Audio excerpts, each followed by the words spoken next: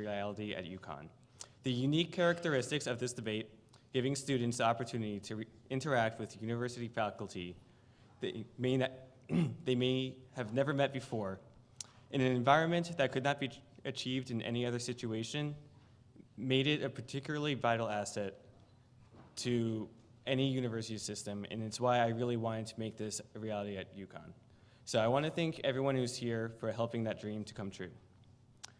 Without any further interruptions, I would like to introduce the debaters.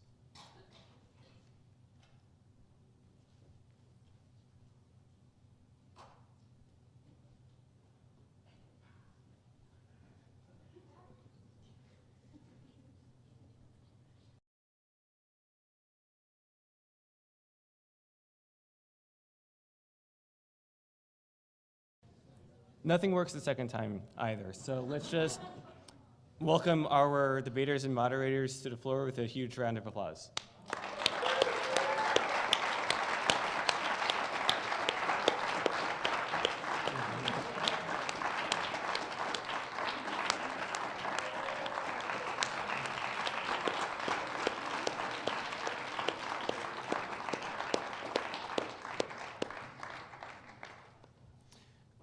We have a great variety of debaters tonight, including University President Susan Herbst, Professor Jeremy Pressman,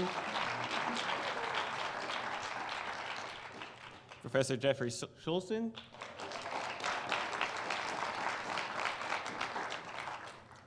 and Professor Lewis Gordon.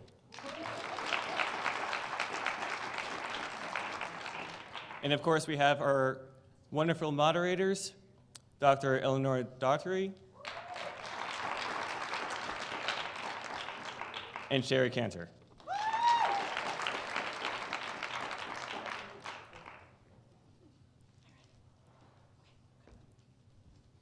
Good evening. How is everybody? I just want to state that me and Trustee Cantor are the best co-moderators you will ever see in the land. Now, as a co-moderator, I think there are certain things that you need to know, and that's that we are unbiased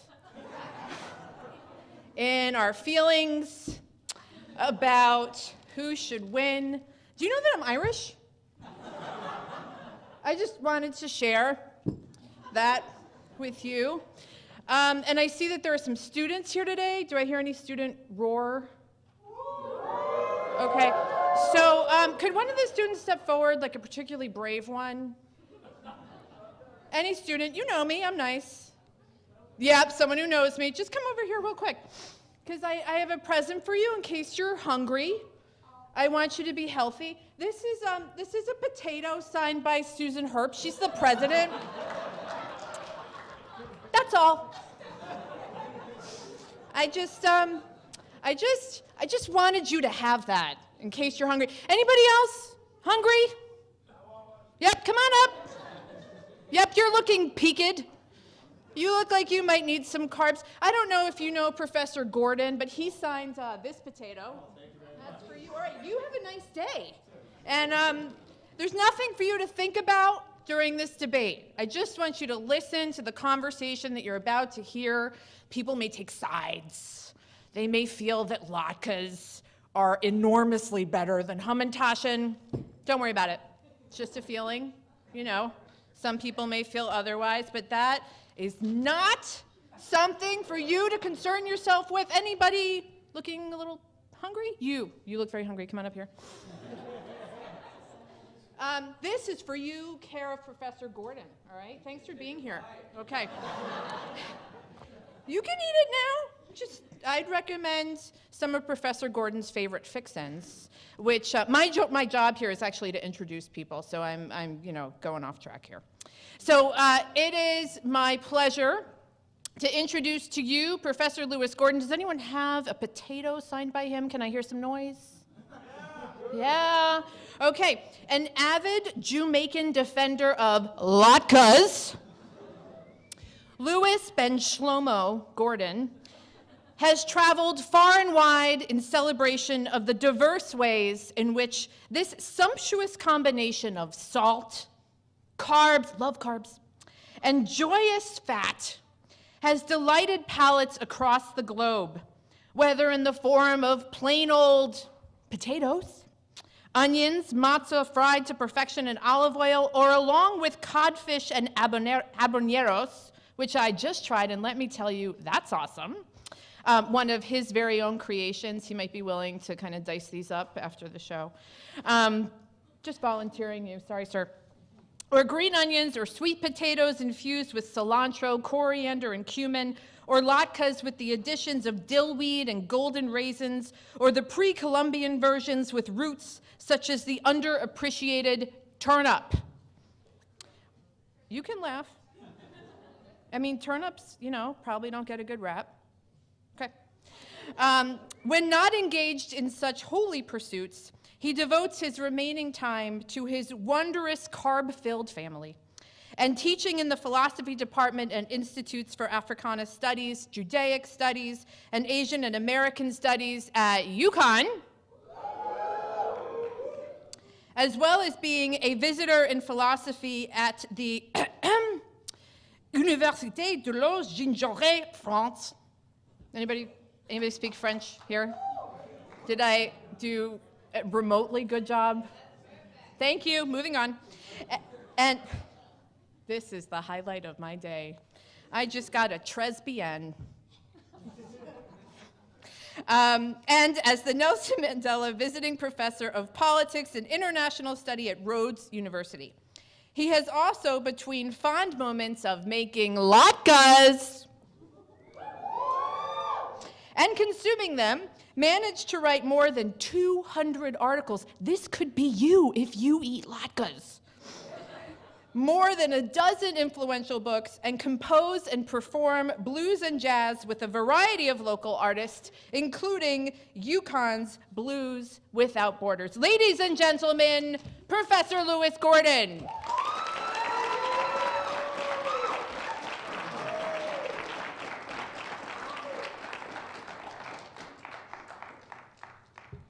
Thank you.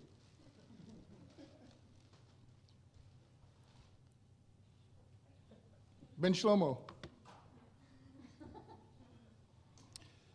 So, as we were discussing earlier, I don't speak with my shoes on, and I really don't. So members of the UConn community, the state of Connecticut, the United States, indeed the world, and perhaps the universe and the pluriverse, I come to you as the first Jamaican Jew to participate in this sacred ritual. In that regard, I apologize for not bringing along certain holy substances. But we could save that for auspicious occasions, especially for medicinal purposes. So we're gathered here tonight for a matter of great concern. But before I begin, I really, oh yes, does this thing move? Well, let me see if I do this one. I really thought it would be important, since I'm from Jamaica, I'm from Sephardic Mizrahi background, and we have to think through the right liturgical music to mark the occasion. I thought I should at least, set the tone, okay? So, I hope you understand the gravity of the situation. Oh, oops, wrong one. Back up. I see, we need sound. Can you give us some of the music?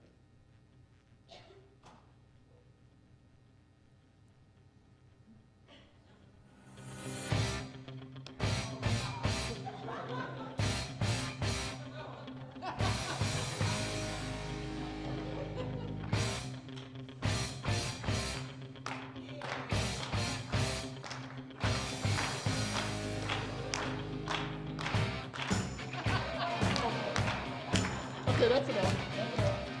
That's enough.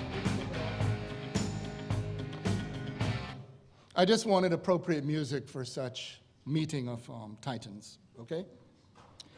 Anyway, we're gathered here for a matter of great theological, metaphysical, and global matter of security. The task at hand is, well, is for the soul of the righteous, the proper order and perhaps disorder of things, and bringing what is due to the deserving and, by implication, the undeserving. I'm speaking, of course, of the question of the Latkes versus Hamentashen. Now, I know in the United States, a lot of you say Latke. You know, that's always been strange to me. Other places, from that great Yiddish center in Jamaica, we say Latka everywhere else. And, if you think about it, you don't say Mashugani, right? You say Mashugana. So I just thought, it's professorial. I should at least, bring that forth. So anyway, we have to face this. This is a matter of grave importance. So I'll begin by just thinking about the precious Latke. Now, oh Latke, we, the correct side, are here to defend you.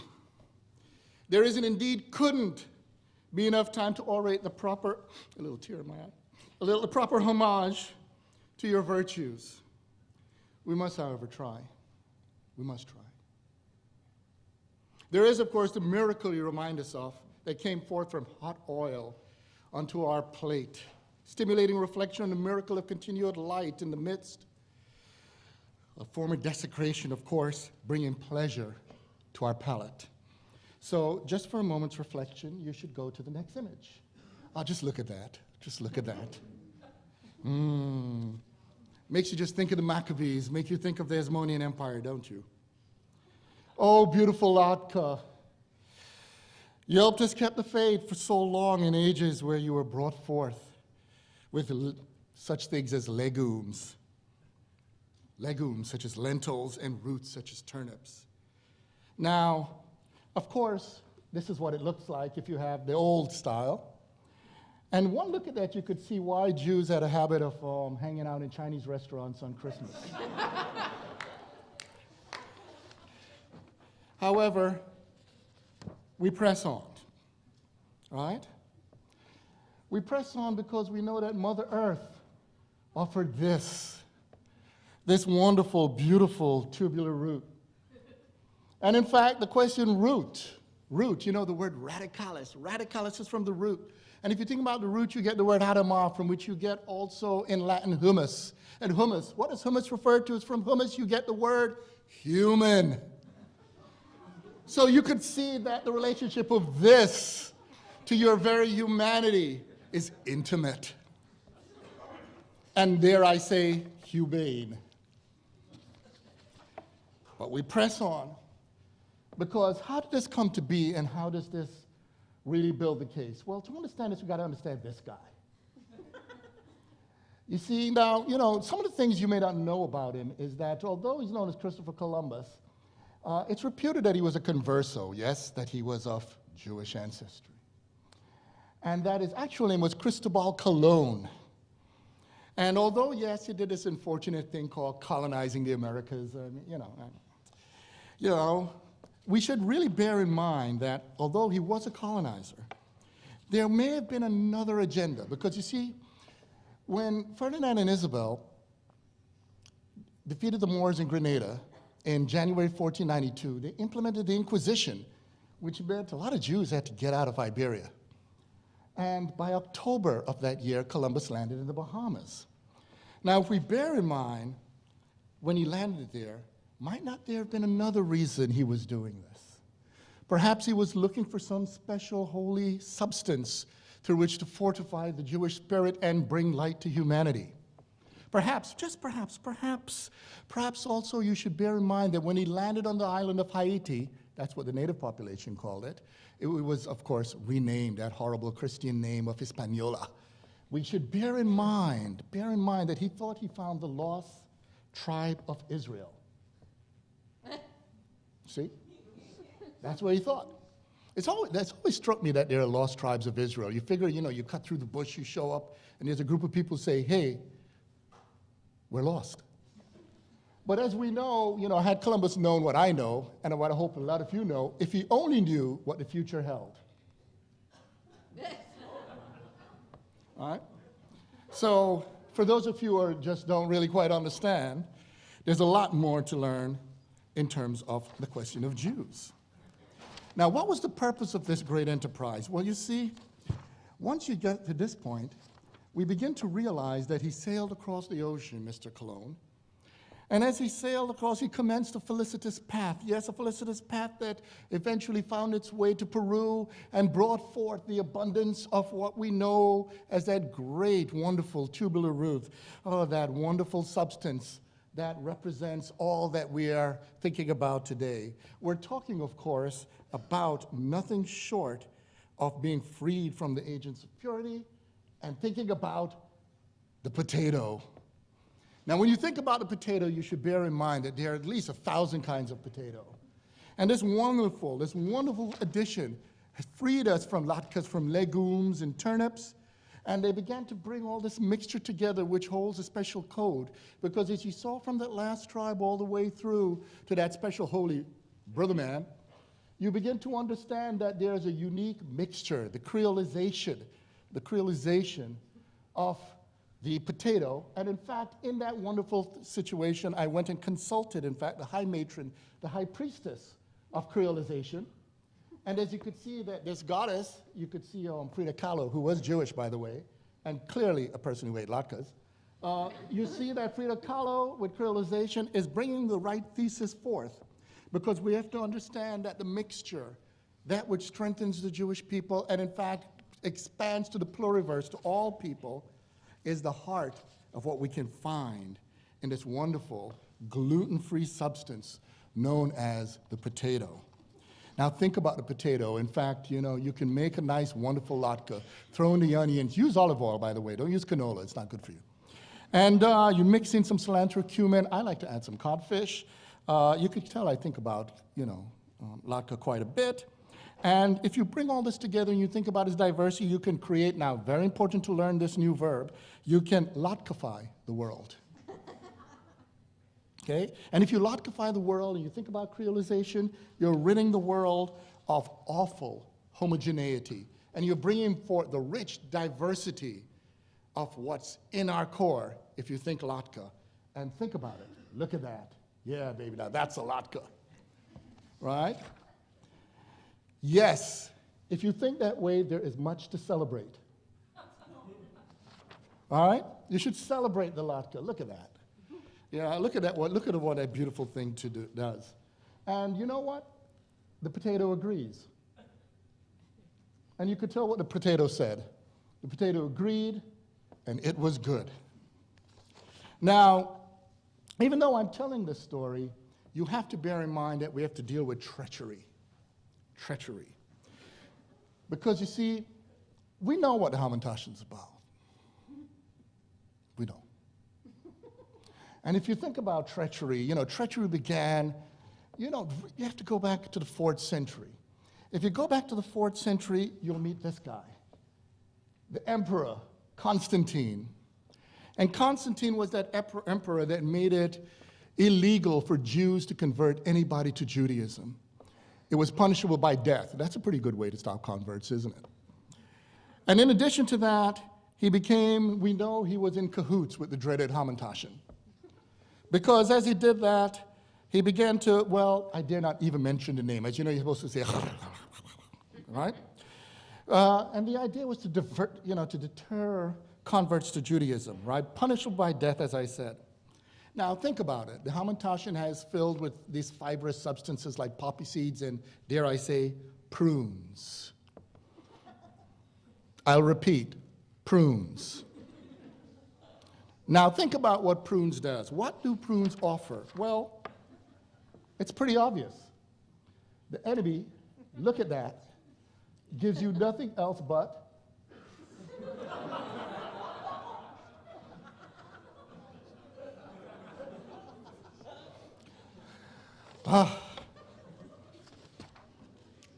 as they say on Monty Python, say no more. I mean, really, that's what it offers.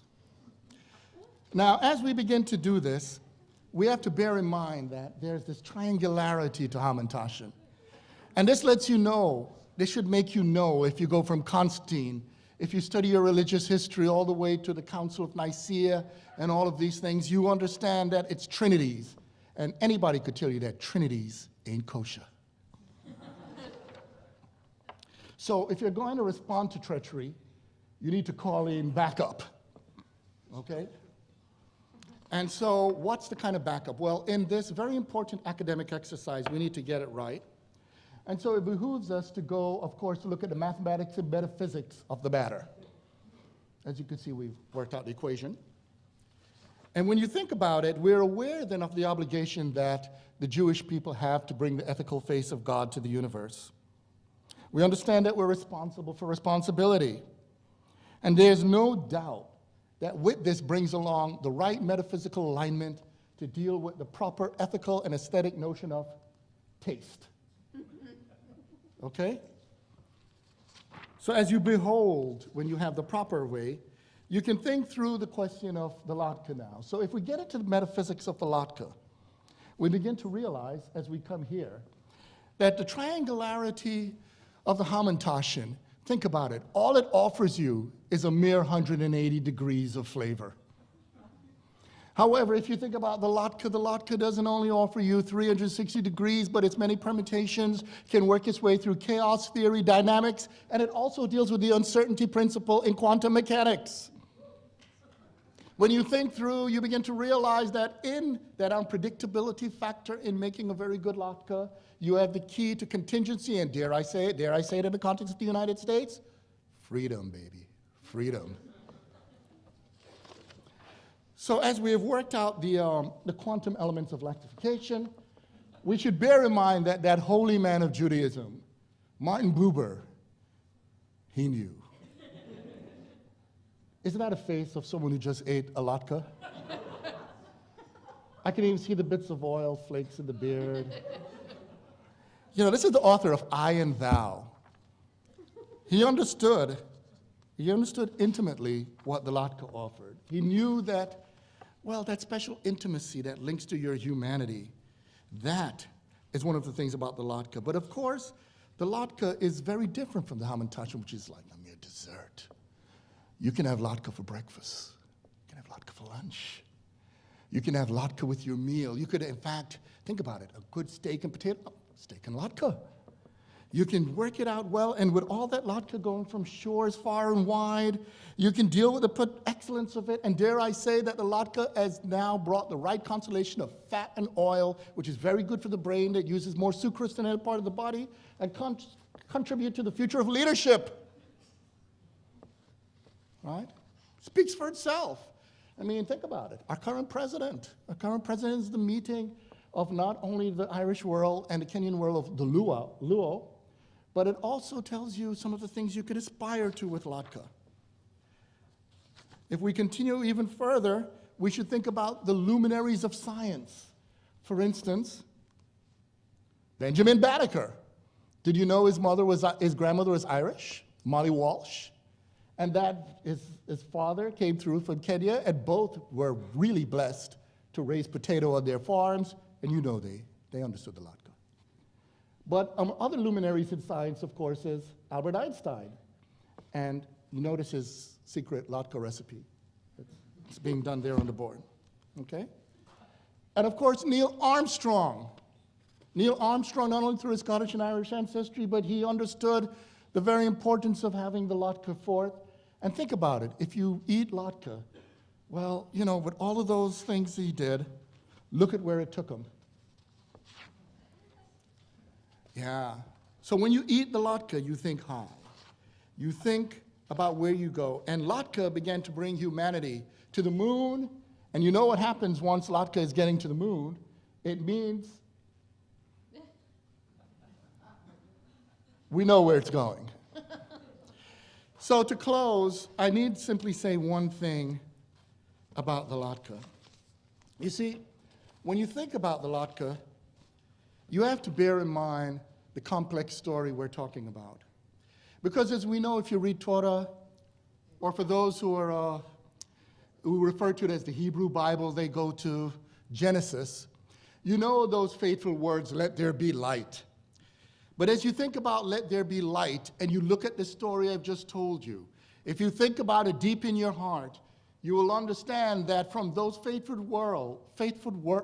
words, breaking forth throughout history, moving across time, the ways of time, you begin to see the true meaning as it unfolds and expands our universe, our pluriverse. Because in Let There Be Light, we know rolling down the contours of history were those very important words.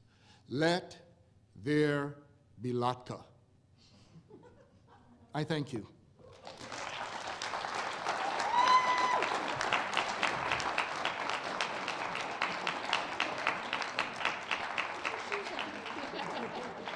And I'll put my shoes back on. He took his shoes off back here. Hello, I'm going to just say I'm so thrilled to be here. Honored guest, President Herbst, as a non-Latka presenter, just as president of the university. Director Wolf, esteemed faculty, and students, Erev Tov. I am delighted, that means good evening, in case you don't know. I am delighted to welcome you here to tonight on this auspicious occasion, and it's my first time speaking, so I'm welcoming you. UCONN's first Latka Hamentashen debate. For years, since I hired Gary Wolf as director of the Hillel, I have prayed that UCONN Hillel might sponsor such an incredible event. This brings together erudition, love of Jewish people, and the Jewish people's love of food.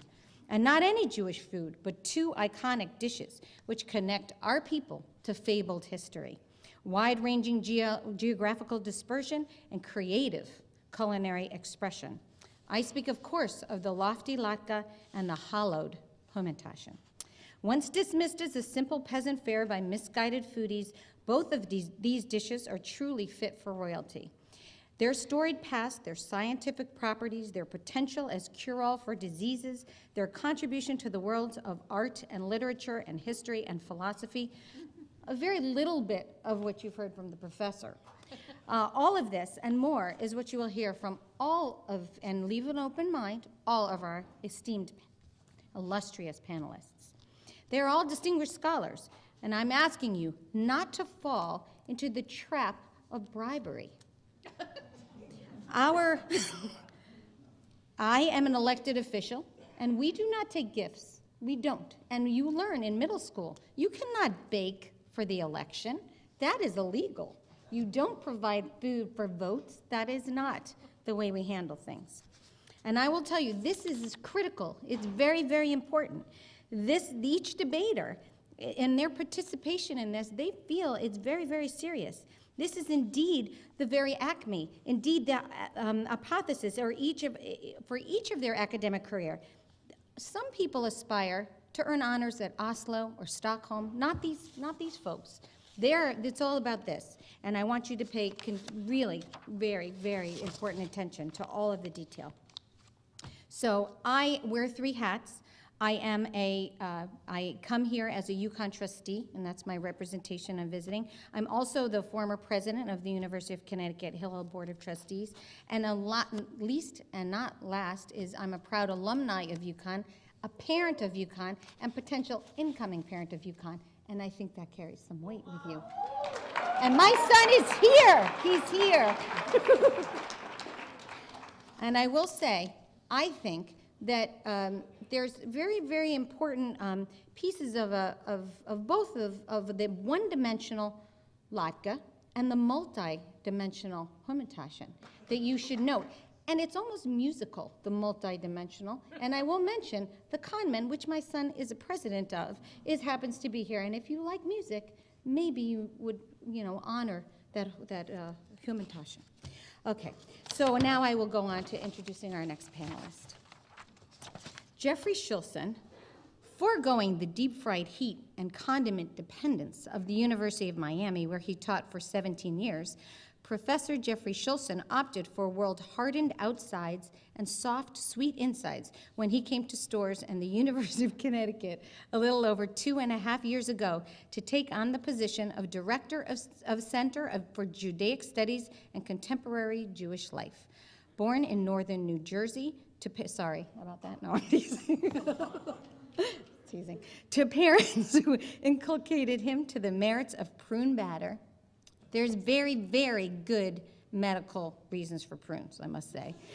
And apricot preserves. He earned his BA at Princeton University, his MPhil at the University of Cambridge, and his PhD at a lesser institution of higher learning down the road in Connecticut, New Haven area. When he is not teaching and writing about literature, Dr. Schulson enjoys listening to music, riding his bicycle, maybe he'll wait a couple months for that, watching baseball, and making triangles out of circles, a very exciting task. He and his wife, Marjorie Sokoloff, have 3 children, Sophia, a college freshman, also in Connecticut, at a lesser institute, a high school junior, and Emily, a 6th grader. It's funny how you only mentioned oh no, you did mention the name of all of them. I'm sorry, Sophia, Oliver, and Emily, I'm sorry. The family is known widely for their house specialty, that is served to selected house guests. Get this, Nutella-filled chocolate Hamentashen.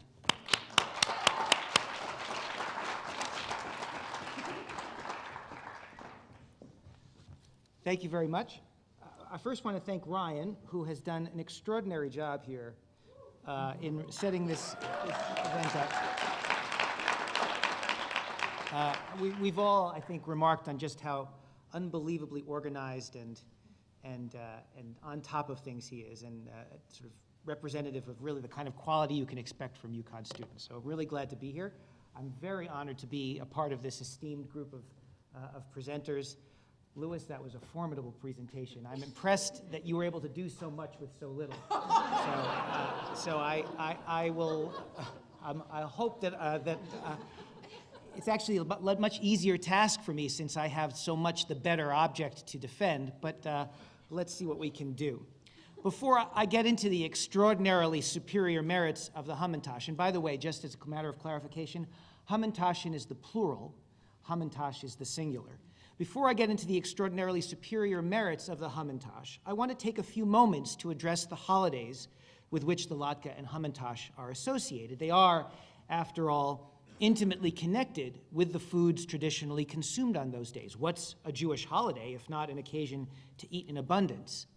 And it should be easily apparent that just as Hamantashen are superior to Latkes, so too the holiday of Purim is far superior to the holiday of Hanukkah. First, let's talk about the seasons in which they fall. I imagine no one sitting in this room, having spent the last several months digging out of record snowfall or trudging their way through half-plowed campus walkways,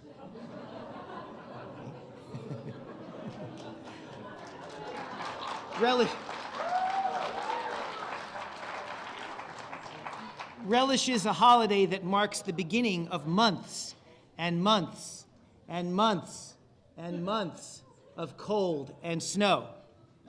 Hanukkah typically falls right around the winter solstice, the shortest day of the year, practically inciting seasonal affective disorder, months of darkness and depression. Purim, on the other hand, comes to us with the hope of spring and thaw, and the expectation of finally getting a glimpse of the grass on the ground and the leaves in the trees. And really, how pathetic is Hanukkah anyway? It can't even figure out how to spell its own name. With an H? With a CH?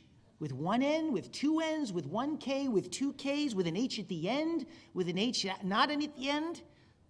Really, who can blame this sorry excuse for a holiday for having such an identity crisis either? It's up against a juggernaut, Christmas. The meager scraps it gets in some holiday displays with the paltry, pitiful menorah standing at the foot of the majestic Christmas tree only underscores Hanukkah's wretched existence. Hell, even by mustering its forces for 8 nights, it still can't hold a candle, or 8 candles for that matter, to Christmas. How many of you have hummed along to Hanukkah melodies in the car while shopping? You can have your I have a little dreidel. I'll take the little drummer boy any day of the week. Made out of clay, indeed. And while we're at it, let's remember what each holiday commemorates. Hanukkah's disappearance in the bright lights of Christmas is emblematic of its failure as a holiday that transcends the immediacy and locality of ancient Palestine. Sure, it celebrates a victory, a military victory of sorts, with the Maccabees defeating the Greek forces to recapture and cleanse the temple. But talk about your Pyrrhic victories. The Maccabees went on to found the Hasmonean dynasty, as Professor Lewis already told you, an endlessly corrupt, ineffective puppet regime that served the beck and call of the Greeks and then the Romans, only eventually to be obliterated as that same temple they had fought to preserve was destroyed for good. Hanukkah commemorates the past in all its crusty, ruined antiquity. It's irrelevant to us in 2015. Purim, on the other hand, is the paradigmatic holiday of the diaspora and of modernity. It's all about making it in the great big city, the great big world. It's a holiday that celebrates the spectacular success of Jews in a world where they are not the majority, where they survive and succeed like Mordecai and Esther by their wits, by their will, by their hard work.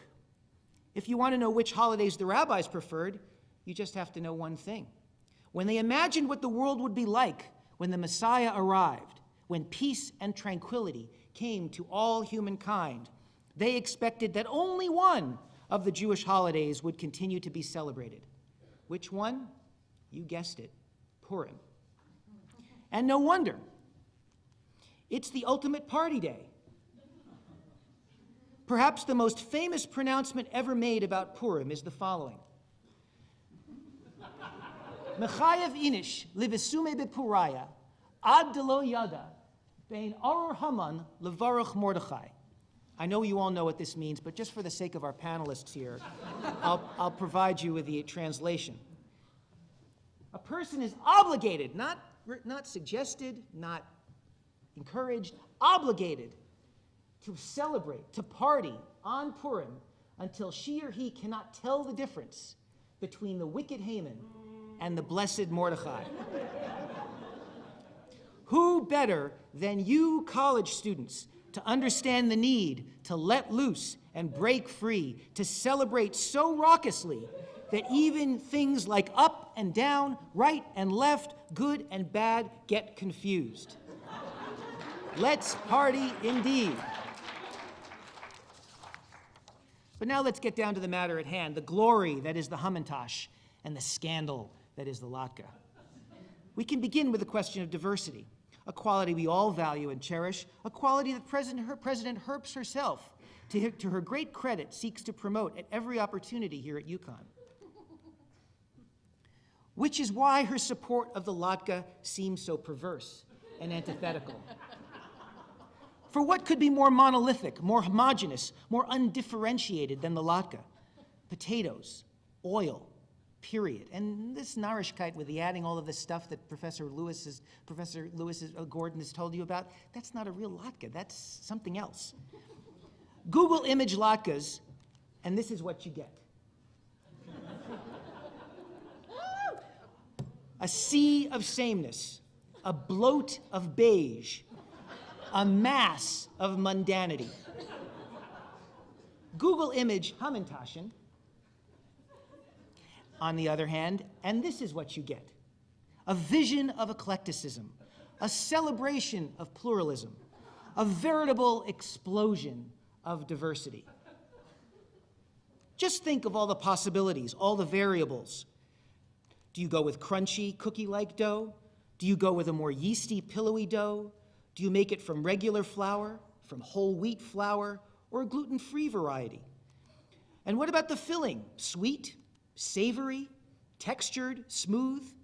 The tried and true standard prune butter or apricot preserves or poppy seeds? A slightly more exotic filling like chocolate or peanut butter or Nutella or peppermint candies?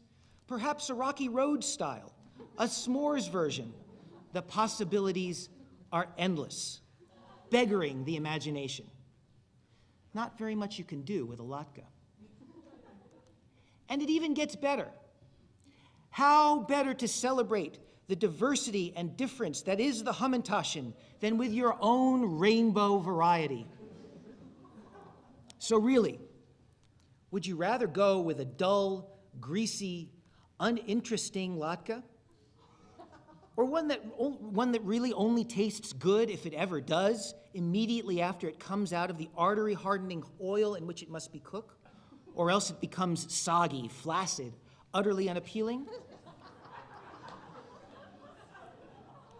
Or would you opt for the extraordinary coup of culinary engineering, the Hamentashen, a feat of pastry design, eminently portable and capable of holding its flavor and freshness for days? Of course, the fillings and varieties I've suggested really only scratch the surface. And though I hesitate to take the next step in this argument, since I certainly don't want to be perceived as advocating irresponsible or illegal behavior, I embrace the opportunity to address you all as adults who understand the rules and propriety of campus life and state laws. And so I will only suggest that unlike its paltry counterpart, Hanukkah, which panders pathetically to young children, Purim is a holiday for adults, and not just kids. And so the Hamentashen is fully prepared to fill those adult needs. And who knows, perhaps next year in Colorado, or even a few years from now in Connecticut, we may be able to go into our local legal head shop and purchase some therapeutic Hamentashen, suitably filled to generate the very cravings that they will then go on to satisfy. But perhaps I've said enough about that already, perhaps a bit too much, and for all I know, I'll be hearing from the President's office tomorrow morning. Those of you in my Jewish American Lit class or my selected books of Hebrew Bible, if I don't show up to class tomorrow, you'll know why. To return to the larger point and to make clear what I've been implying, the latke is utterly, pathetically dependent. For it to be at all palatable, it relies on the assistance of condiments, condiments that are in and of themselves fodder for the very small, the very sick, or the very geriatric. Sour cream or applesauce. Unless you're missing a whole lot of teeth, I doubt either of these watery mushes holds much appeal. The Hamentashen couldn't be more different, coming to you complete, self-contained, ready to eat, prêt-à-porter. Really, what could be more stylish than the Hamentashen? In fact, as I was talking about this argument with my daughter on the way down here, she pointed out to me, and she's quite right about this, that in Israel they know this. Because in Israel they realized that the hot latke was so pathetic on Hanukkah that they had to replace it with a jelly donut, suspiciously like a Hamentashen. Dough on the outside, jelly on the inside. I think that says it all.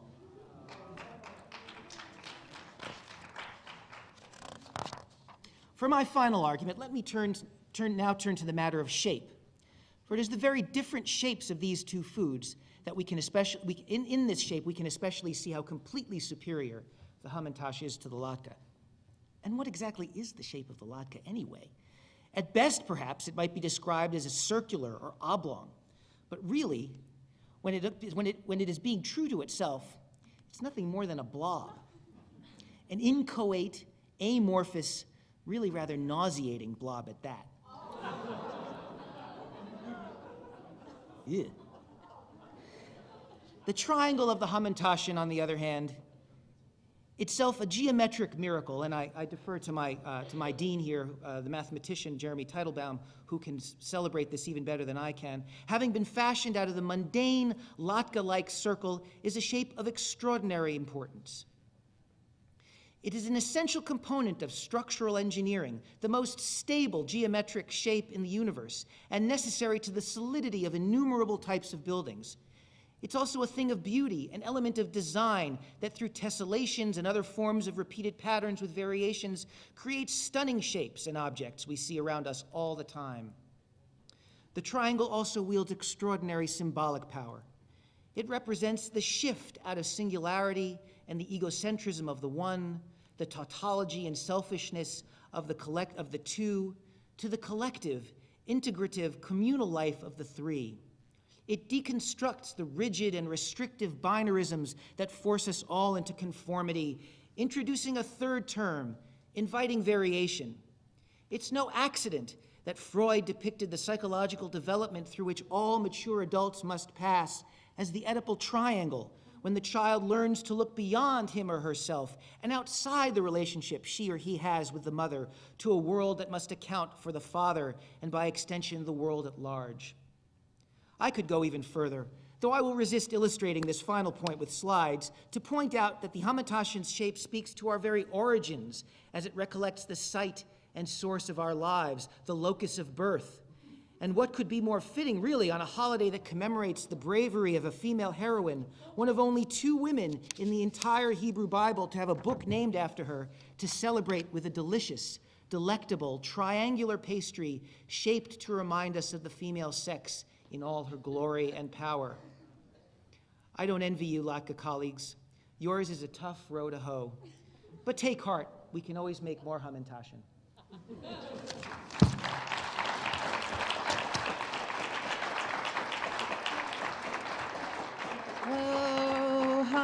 Oh Hanukkah, come light the menorah. It's so catchy, right? Yeah, okay. So hi again. I'm back, and I realized I failed to tell you who I was. So I'm Ellie Doherty, Dean of Students. So Professor Schultz and I oversee community standards. And you, sir, have been summoned. Just saying. All right. So, Kid Cantor, where are you? I heard you're here. Ben, buddy, come on down. No, really, come on down. Don't take anything back. Did he sneak out? Who knows Kid Cantor? Anyone? I heard, is he unpopular? Who knows Kid Cantor? Be brave, come forward. I'm the Dean of Students, I can summon you. No volunteers. I have ever, what was that? Okay, come on. Come on. So you need to meet him, because I hear he's okay. He may prefer Hamentashen. All right, come here. If you can just, and what's your name? Avi? Yes. Thank you. This is for you. Thank you. Thank you for your support of the Latkes. Thank you.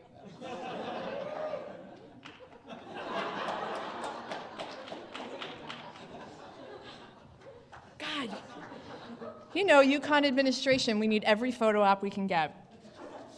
So I'm so pleased you brought up women in leadership, sir. Because I'd really like to introduce you to Susan Herbst, who was appointed to the position of first female president of UCONN in 2010. I'd like to point out the university was founded in 1881. Since her appointment, she has led multiple initiatives to strengthen teaching, research, and service at the university. Chief among them is her 4-year plan approved by the university's Board of Trustees in December 2011 to hire 300 new tenured or tenure-track faculty members.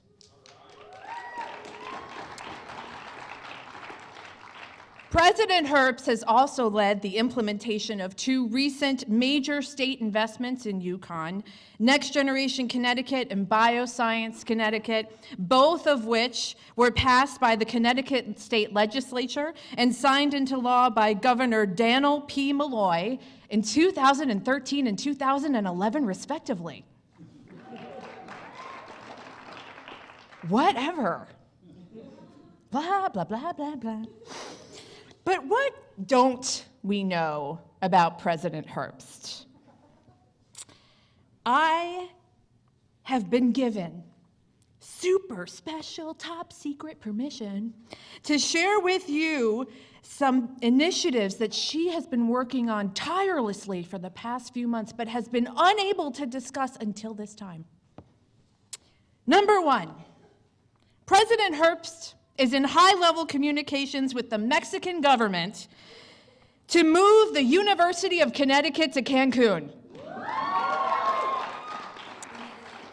Like many of you, she has had it with the snow.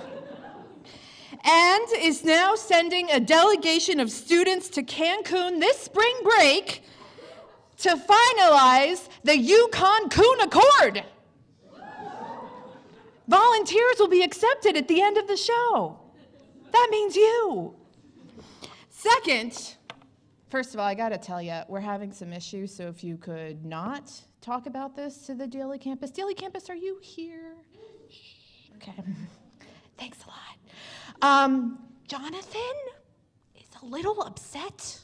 He is working with some Arctic foxes to stage a rebellion. So just keep it on the DL until the new sweatshirts come out. That will be your sign that we're good to go. Thanks so much. Okay, so number 2, second and most important, the president has been in training for the first annual UCONN Hamentashen debate since working with Professor Katz, sociological guru and winner of the 1960 Hamentashen debate at the University of Chicago. No, none of you were born. President Herbst is pleased to carry on the legacy tonight in her advocacy of carbohydrates. God bless America. And denouncement of all things protein. May she honor him this evening. Ladies and gentlemen, President Herbst.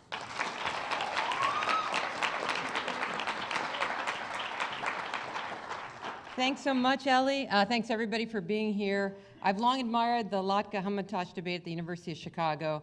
It's now almost 70 years old, so was thrilled when Ryan came up with this idea with his fellow students at Hillel to bring the debate to UConn. I think it belongs here, it belongs at Hillel, this wonderful student body from all ethnicities and nationalities, and I'm just very proud of you for doing that, so thanks very much. And what's better than talking about food? All that said, I'm for the latke, as has been noted, and was very pleased I was placed randomly on this side. So I'm going to spend no time at all trashing the Hamentashen. Let's face it, it's bland, it's stale, even right out of the oven. It has horrible filling most of the time. And it's just a lesser baked good. When put side by side with non-Jewish inspired baked goods, the Dunkin' Donut, the cheesecake, the chocolate chip cookie, it really brings tears of disappointment. The Hamentashen is not a proud cookie, not one I seek out, and I think you eat them only when they're around, usually at a Purim party. So let me turn to the delectable, fulfilling, wonderful latke. Many cultures have an equivalent to the latke, and they value it immensely. Witness the so-called hash brown at McDonald's. This is really a partially successful latke in disguise. As the late-night Judaic scholar Jimmy Fallon put it recently in his Friday thank you notes, thank you, latke, for being hash browns that converted to Judaism. Today, I'd like to make one longer and two very short arguments in praise of the latke. One about the current world oil glut and plummeting price of oil, and then two about the intersection between the latke and American politics more directly. The latke is Jewish, but is also inherently and magnificently American. As we know, latkes are eaten primarily at Hanukkah, and the great amount of oil is a metaphor for the miracle of Hanukkah. A small drop of oil lasted for 8 nights, lighting the menorah for the brave Maccabees. It takes a lot of cooking oil to make great latkes, by the way. It was olive oil that lit the menorah. The more oil, the better. Responsible cooks try to pat some of the oil off, but that's just for show. Oil is critical and makes it all happen. By the way, these are the people who make the latkes, generally your grandmother, your bubby, but other people's bubbies make them too, and they love to cook for anyone you bring around, of course, of any ethnicity, any race. Judaism is a global open tent. But younger people make them too, myself included. You can get really hip and even edgy with them. Throw in some chopped kale or oil infused with the grass smells of Upper Tuscany. But the best will always be simple: potatoes, oil, onions, egg, and a little bit of salt and pepper. Now, Bubby would be very surprised that she holds the secret for feeding the world, solving the problem of starvation, in fact.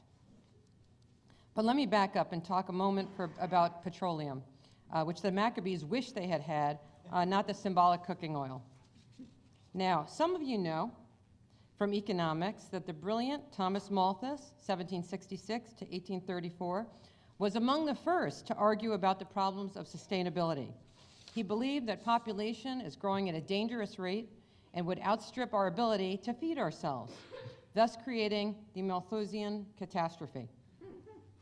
He wrote in an essay on the principle of population, quote, "The power of population is indefinitely greater than the power of the earth to produce subsistence for man."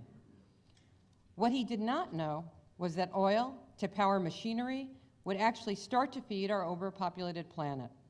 Oil-powered machines would enable us to farm more efficiently from the land and not starve.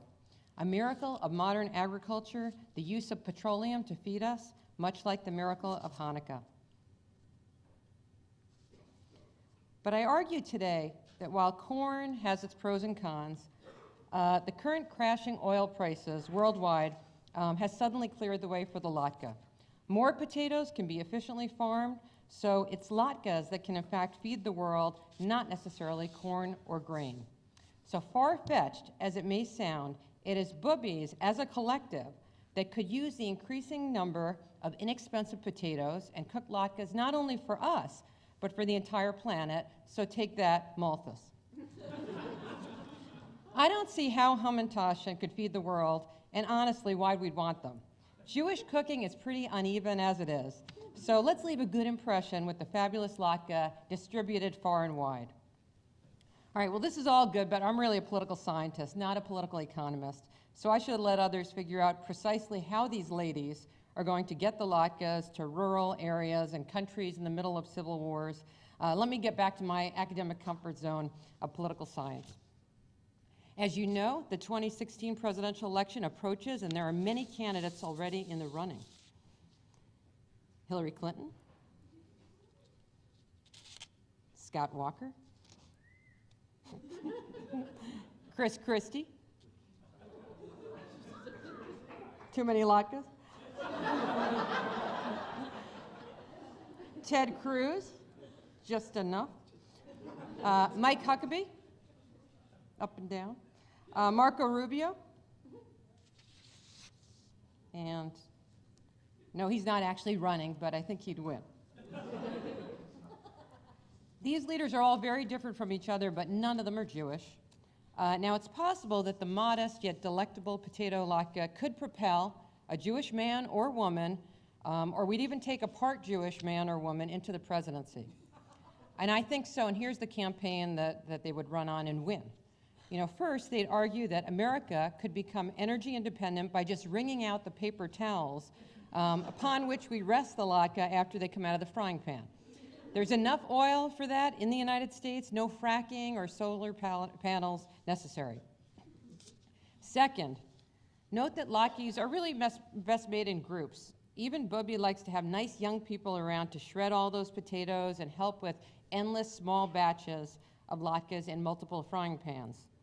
The truth is that latkes demand collective activity. They bring us together, Dr. Schulzen. We will, through mass latke making across the United States, come together as one, e pluribus unum. Latke making gatherings once or twice a week in every neighborhood or apartment complex would bring people together from all ideologies, all ethnicities, and would not cause concussions like football, drug abuse, or obesity. And maybe the last one is a stretch, because you can do it with, overdo it with the latke and gain a bit of weight. The potato made American politics what it is today, and so it's a critical part of our democratic success. If not for the great potato famine, John Kennedy's ancestors would never have emigrated from Ireland in the 19th century. And if no JFK, we'd have no Peace Corps, we'd have had a war with the Soviet Union, and we'd never know that a president and his wife could be super glamorous and kind of cool. If no Kennedy, there'd be no LBJ, champion of civil rights and the Great Society. And if no LBJ, there'd be no Nixon. Well, I guess I better stop there. But JFK was pretty terrific, and had he lived, he'd be one of our very best presidents. The potato, and therefore the potato latke, are deep in our political roots, our sensibilities, and our democratic dreams for the nation. My third argument, and last, what goes on top of the latke is actually critically important and inherently American. Yes, I know some of you like sour cream, but that's pretty naughty, really. Even at 18, you can start to clog your arteries. The latke is best with applesauce, and what's more American than that?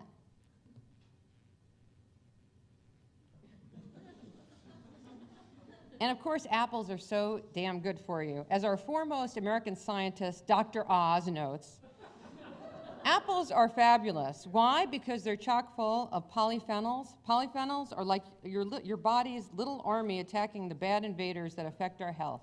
Research has found that apple consumption may help in the prevention of both cancer and heart disease.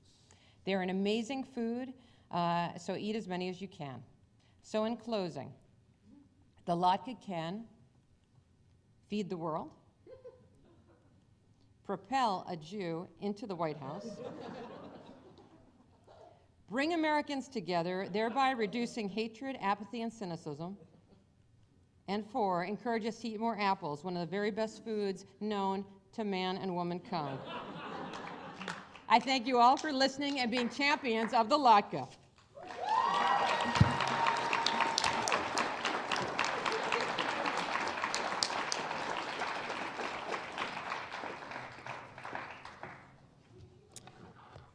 I respect you. I do not agree, but I respect you.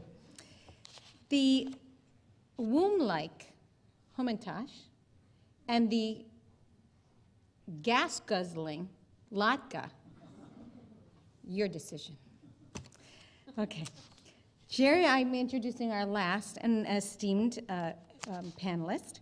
Jeremy Pressman, PhD, MIT, is an associate professor of political science and director of Middle East studies. Much of his recent fame stems from his starring role as Jacob in the 2014 premiere of Ben Engel's play, Jacob and Esau. Right? Shout out, yeah?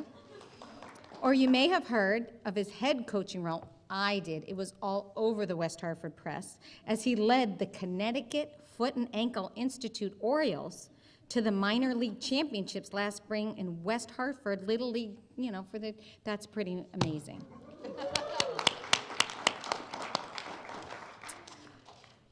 Dr. Pressman has researched the taste and meaning of Jewish foods across several continents and is able, he's really not very, very knowledgeable, to differentiate between matzah and gefilte fish after just a single taste. He has made both the Hamentashen and latkes many times over the decades and thus is deeply cognizant of how the taste of Hamentashen will lead us to global friendship as opposed to the latke. Friendship, while the latke is a gateway to utter collapse of human civilization, and we really are looking forward to that, hearing what that is. You will find him on Twitter at DJ Pressman.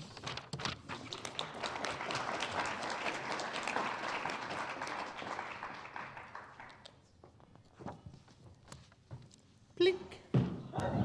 Blink. Oh, the violence. Just as an aside, maybe Jonathan's not upset about the whole Cancun thing. Maybe Jonathan's upset that someone fed him eggnog at Christmas time. I'd like to thank Ryan very much, and I think by extension I'd like to thank Julianne, who I think made that connection. I'd like to thank Sherry Cantor for moderating, and Gary Wolf of Hillel, and I'd like to thank the Hamentashen of my life who's here, my wife Audrey.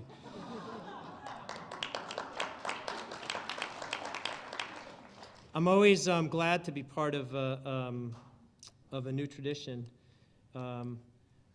As part of that, I want you to know I don't think it's appropriate to resort to attacks and mudslinging. I don't think the objective here is to put up cute pictures of little children to win your sympathy for the obviously superior Hamentashen. But I can tell you that we have been doing research. And as a political scientist, we've been doing research, and you'll see the results of that research tonight. Some of that research is preliminary. some of the pictures are a bit grainy, but I think you'll understand where we're headed by the end of the next 15 minutes. Something very important took place on a stage at UConn. It wasn't this stage. One of the people on this stage was on that other stage in Jorgensen.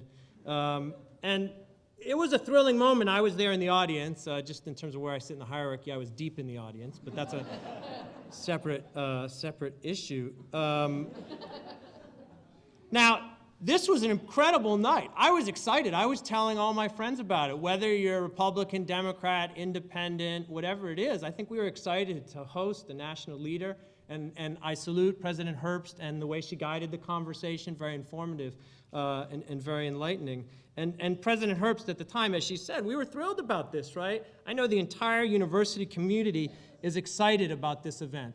What did we learn about this event? Well, let's go in closer on the picture. You saw that table, right? What's on that table?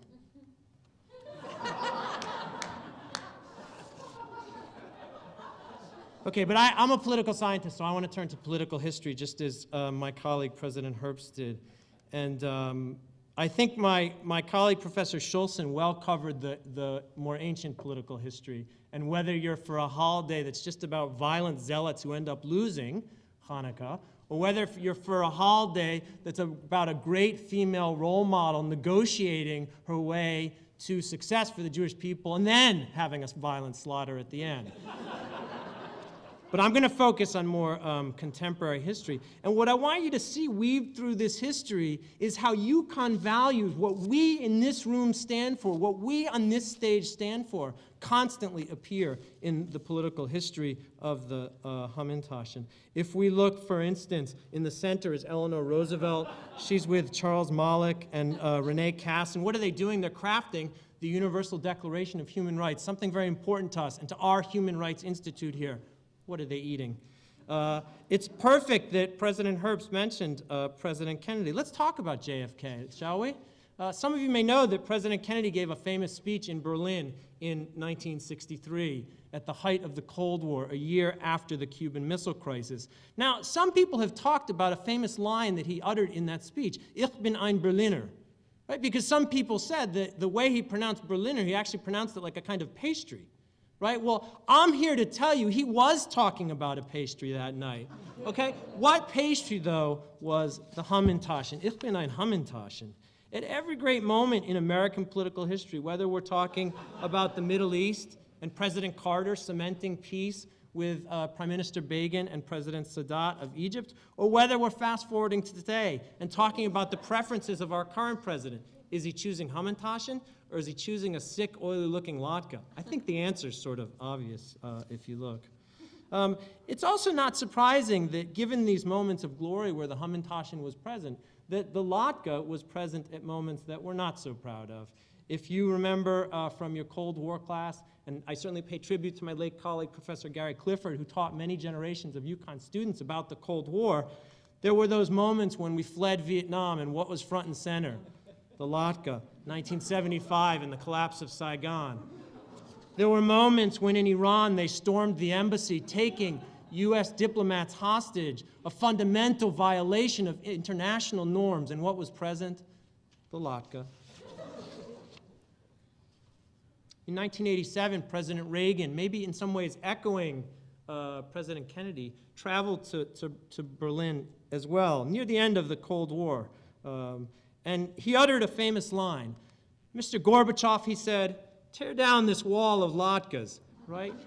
He wanted to end the Cold War. In more recent times, we see other ways in which the latke has played a role in our demise. The collapse of Latke Brothers and the collapse of the Dow Jones latke average that brought the recession in 2008, something from which the state of Connecticut continues to recover. Now, I've talked a little bit about political history, but I think we should also talk about interest groups, and I'm very grateful for President Herbst for introducing the role of interest groups in thinking about the latke and the Hamentashen. For after all, who are the interest groups who support the latke? Big oil. Big polluting, global warming oil. Big agriculture, right? Just like President Herbst showed us in her pictures. Now, in contrast, what about the Hamentashen? Who supports the Hamentashen? land-grant ag schools with beautiful pastures over rolling hills for their cows. Land-grant ag schools with farms like our own Spring Valley Farm that produce beautiful produce. That's the home of the Hamentashen. It's a historically rooted food. It's super yum. It's like the dairy bar. Voting against the Hamentashen is voting against the dairy bar. Now, I promised you some political science research. This is background so far. There's a lot of theories we could have talked about in terms of the latke, right? We do have a collective latke problem, as Mansur Olson once told us. Or we could talk about the theories of the Hamentashen, right? And these are all very important. But in our research, we came to a revelation that I share in public for the first time tonight, with you tonight. You may know, and this is a very sensitive subject, but I have to bring it up. I have no choice. In November, the University of Connecticut announced that it was parting ways with the Roper Center after a decades-long relationship. There was, as you can imagine, in my department, much talk of why this was taking place. Why was the university cutting its relationship? And for the first time tonight, I can tell you the honest reason why that was. Because inside the Roper Center, the university's archive for polling and other data was clear, convincing, irrefutable evidence of the superiority of the Hamentashen over the latke. Tonight I'm going to show you that evidence. The first thing that's buried in the Roper Center archives is the overall popularity of the foods. That the Hamentashen is in ascent and that latke consumption is in decline. The second thing I want to show you is that if you look at what the latke is associated with, these are not things we want to be associated with. If you look at latke consumption in comparison to happiness, the more latkes you consume, the less happy you are. If we look at latke consumption, and I urge some of you in the room who deal with development to pay special attention to this, if we look at latke consumption compared to the size of university endowments, higher latke consumption, lower university endowments. These are the kind of things people didn't want you to see. Now, in contrast, the evidence is quite convincing for the Hamentashen. Life expectancy, Hamentashen goes up, right? By the way, do any of you who have those potatoes, you want to take a bite now? Let us know how it, yeah, take a bite, go ahead. Anybody want, I don't see any volunteers. Not just life expectancy though, literacy, a central part of any growing society, and finally, healthcare outcomes.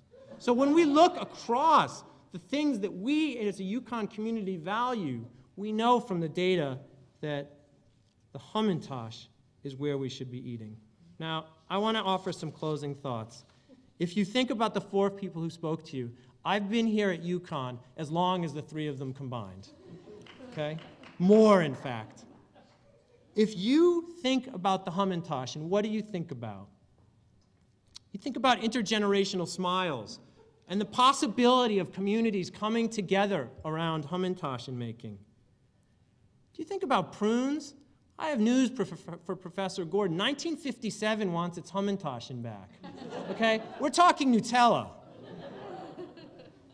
And as Professor Schulzen alluded to earlier, we value rich diversity here at UConn, right? We value all kinds of people, and we know that Hamentashen can embody that diversity. College life is challenging, and when college life is challenging, we get stressed, and when we get stressed, we turn to dessert.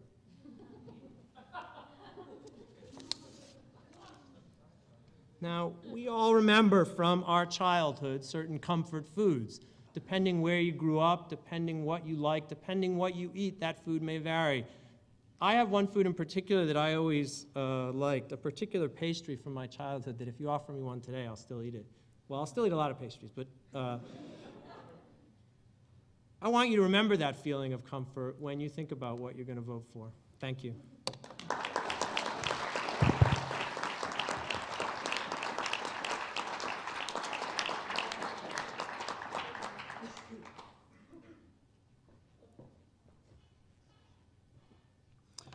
And with that, I want to thank you all for attending this feat of history that has just happened here at the University of Connecticut.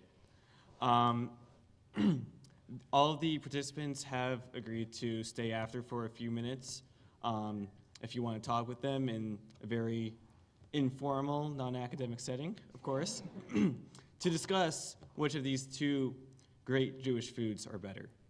But before that, I just want to say that these professors have taken a lot of time to put together their presentations and do hours upon hours of intensive research in order to present to us today.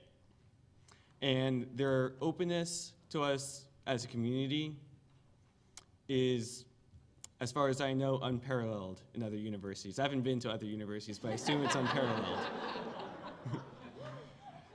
Asking President Herbst to participate in this debate was literally as easy as walking into her office. She said yes and jumped up and down. She was so excited. So with that, I want to thank you all for coming. And nobody wins. This is an unwinnable debate. We will be back here next year to debate this issue further. Let's give a shout out for Ryan.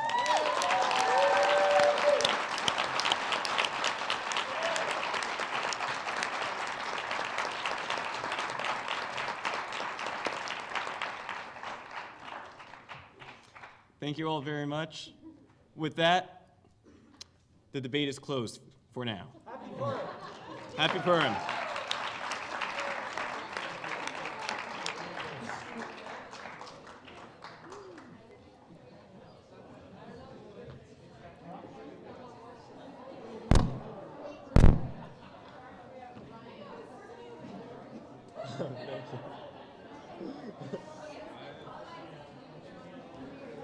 So if you want to try some of the food, I know that there's some Hamentashen being passed around, and I think they were Latkes served earlier.